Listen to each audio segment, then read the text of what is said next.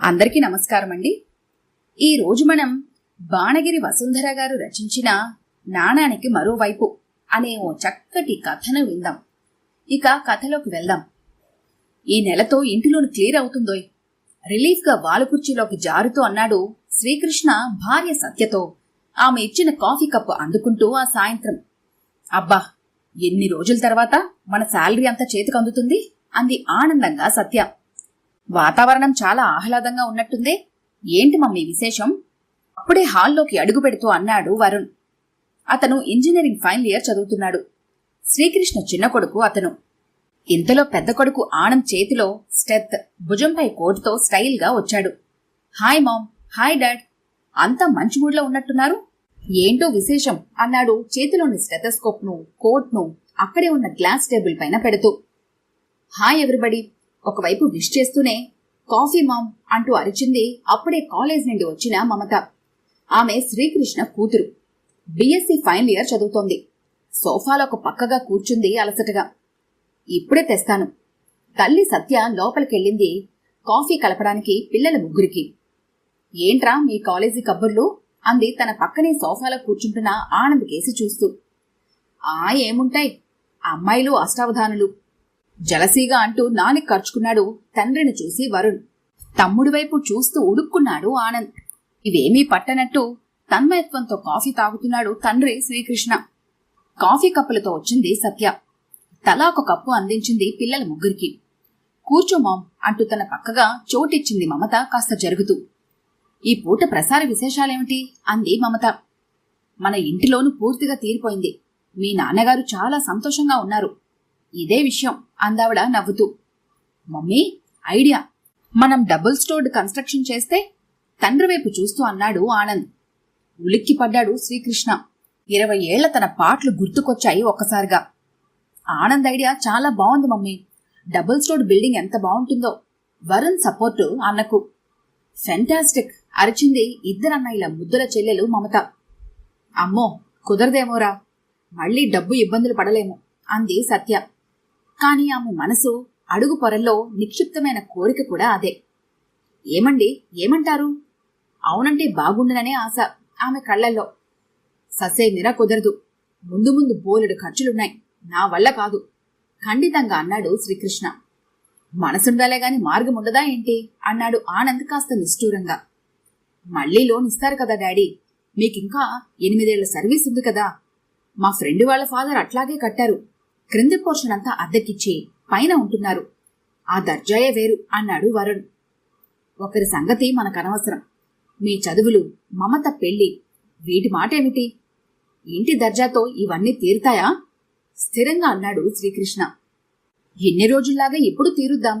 చేతిలో డబ్బుంటే అంతా ఖర్చు చేసేస్తాం. అదే ఇల్లు కడితే చచ్చినట్లు సర్దుకుంటాం. తొందరలోనే అప్పు తీరిపోతుంది, ఇల్లు ఉండిపోతుంది. తన వాదనకు ఎరువు వేస్తూ అన్నాడు ఆనంద్. మునుపటిలా కాదు, ఇప్పుడు కటింగ్ ఎక్కువ అవుతుంది. లోన్ అంతా 5 సంవత్సరాలకే అడ్జస్ట్ చేస్తారు. చేతికి సగం శాలరీ కూడా రాదు. దానితో ఇన్ని ఖర్చులు అంటున్న తండ్రి మాటలకు అడ్డొస్తూ, మీ శాలరీ అంత నాన్న? 15,000 కదా. దానిలో సగం కట్టైనా 7,500 చేతికొస్తుంది కదా.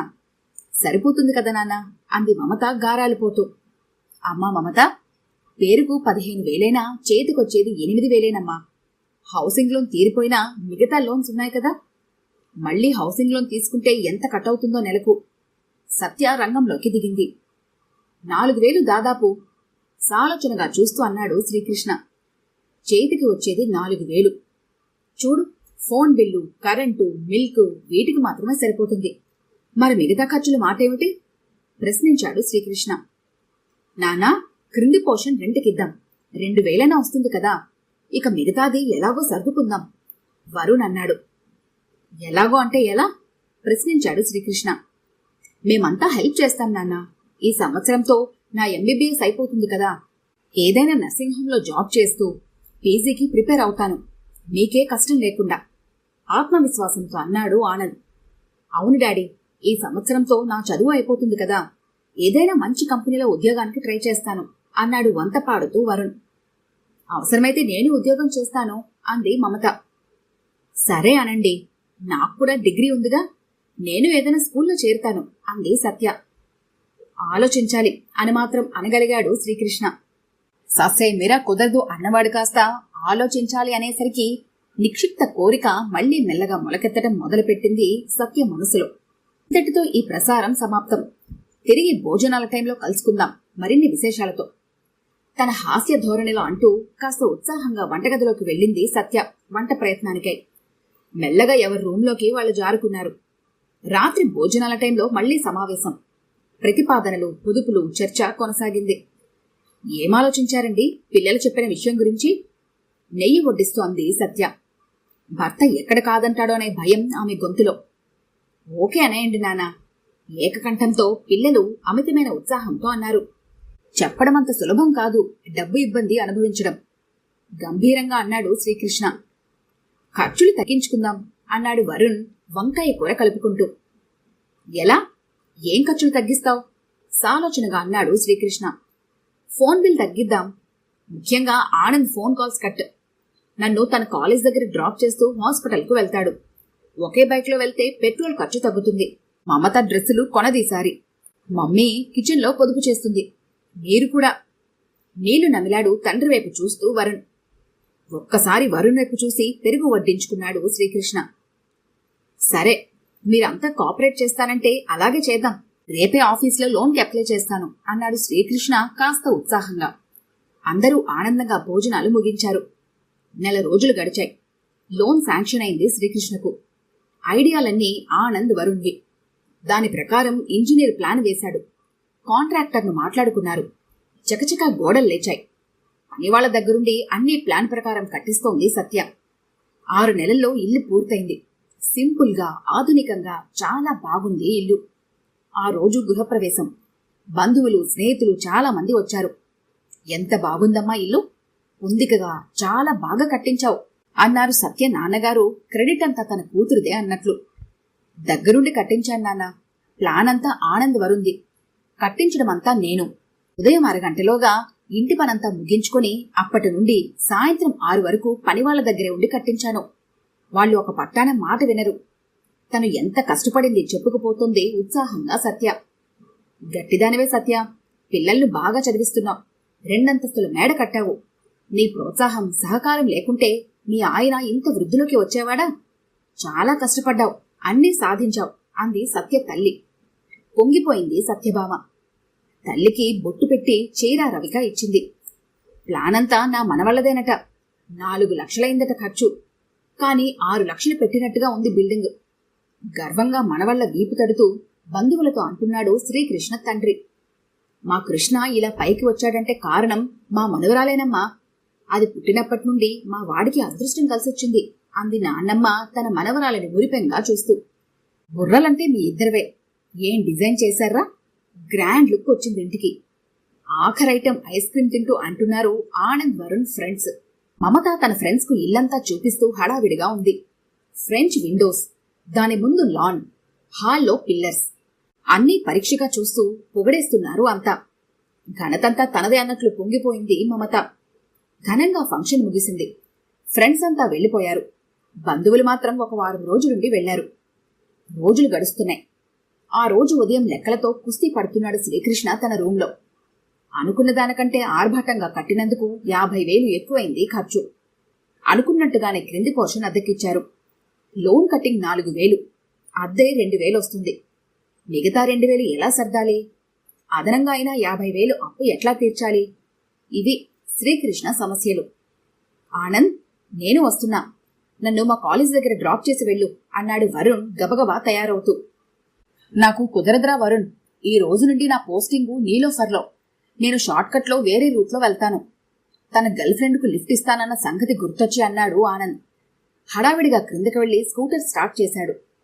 మమ్మీ, నాకు పెట్రోల్కు డబ్బులు కావాలి విసురుగా అడిగాడు వరుణ్ తల్లిని. మీ నాన్నగారిని అడుగు అంది సత్య సెకండ్ డోస్ కాఫీ తాగుతూ. తన నెల జేబు ఖర్చులోంచి కొడుక్కి డబ్బులిచ్చాడు శ్రీకృష్ణ.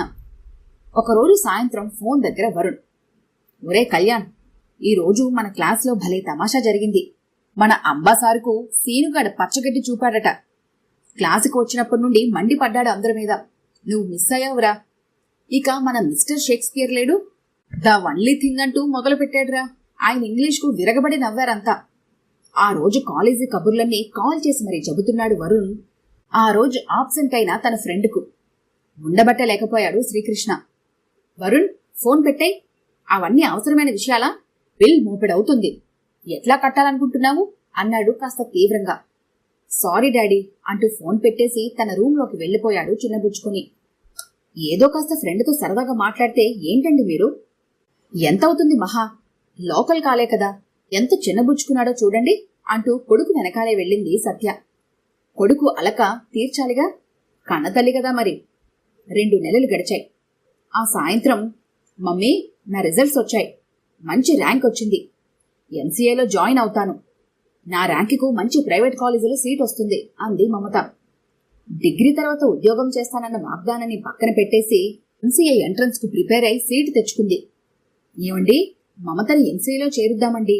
సంవత్సరానికి ఫీజు 10,000 మాత్రమేనట. ఒక్క 3 ఏళ్లు కష్టపడితే చాలు అంది సత్య భర్తతో. ఎవరు కష్టపడాలో అర్థం చేసుకున్న శ్రీకృష్ణ, కానీ సత్య ఎట్లా అంత డబ్బు? ఆయన మాట పూర్తి కానివ్వలేదు సత్య. ఏంటండి మీరు మరీను, సంవత్సరానికి 10,000 కదా, ఎలాగో సర్దుదాంలేండి అంది అనునయంగా.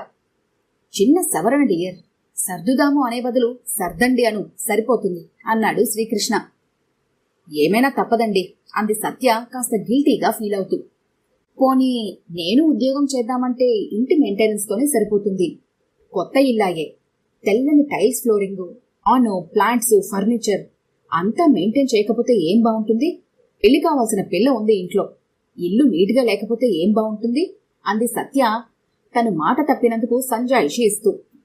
ఏమంటాడు శ్రీకృష్ణ? అవునని కాక, ఇక వరుణ్ ఇంజనీరింగ్ అయిపో వస్తుంది. తరువాత ఉద్యోగంలో చేరి తండ్రికి చేదోడుగా నిలుస్తానన్న వరుణ్ జిఆర్ఈ టోఫెల్ రాసి అమెరికాకు వెళ్లాలని ప్రయత్నిస్తున్నాడు. ఇక ఆనంద్ పీజీలో జాయిన్ అయ్యాడు. ఎండీ చేస్తున్నాడు కాబట్టి తండ్రికి ఆర్థికంగా సహాయం చేసే ప్రసక్తే లేదు. మమత ఎంసీఏలో చేరింది. కాలం మెల్లగా డల్గా నడుస్తోంది శ్రీకృష్ణకు. దేనిలోనూ మార్పు లేదు. మార్పల్లా శ్రీకృష్ణలోనే. పెట్రోల్ ఖర్చు కట్, ఫలితం బస్సు. బట్టల ఖర్చు కట్, ఉన్న 4 జతలే మళ్లీ మళ్లీ. సరదాగా ఎప్పుడైనా కాల్చే సిగరెట్ ఖర్చు కట్, ఫలితం చిరాకు. నెమ్మదిగా ఉండే శ్రీకృష్ణ డల్గా మారిపోయాడు. ఏరా, మన కృష్ణ అంత డల్గా ఉన్నాడేమిటి? ఒక ఫ్రెండ్ మరో ఫ్రెండ్తో అన్నాడు. వాడెప్పుడు అంతేలేరా, ఏమైనా భలే లక్కీ ఫెలోరా. ఒక అబ్బాయి డాక్టరు, మరో అబ్బాయి ఇంజనీరు, అమ్మాయి ఎంసీఏ. మరో ఫ్రెండ్ అంటున్న మాటలు చెవిన పడ్డాయి శ్రీకృష్ణకు. అందరి అభివృద్ధికి అవసరమైంది డబ్బు. అది సమకూర్చడంలో తను పడ్డ కష్టాలు, తన సర్దుబాట్లు, పాట్లు, లెక్కల్లో కుస్తీ, జీతంలో కటింగ్స్, ఇవన్నీ అంతే. నానానికి మరోవైపు కనబడని బొరుసులా తాను. ఈ కథ కనుక మీకు నచ్చినట్లయితే లైక్ చేయండి, షేర్ చేయండి. మరిన్ని ఇంట్రెస్టింగ్ కథల కోసం మా ఛానల్ని తప్పకుండా సబ్స్క్రైబ్ చేసుకోండి.